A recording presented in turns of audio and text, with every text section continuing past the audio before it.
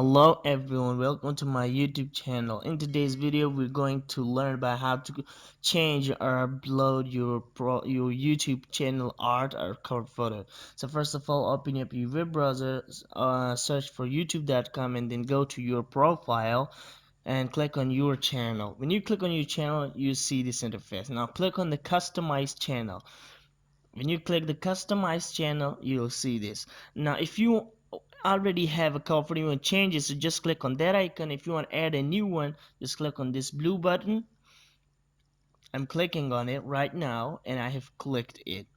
Now if you want to upload a picture from your computer, so you can upload any from your PC. If you click on your photo, this contains those photos which you've uploaded before to your YouTube channel. And if you click on the gallery, so these contains the images from the YouTube. They are totally free to use for your YouTube profile and cover.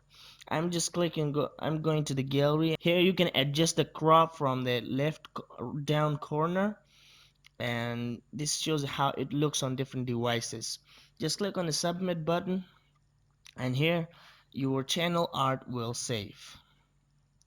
Now if you want to learn more about YouTube channel and about more how to and learn how videos, subscribe to my channel down below, and I'll see you in the next video.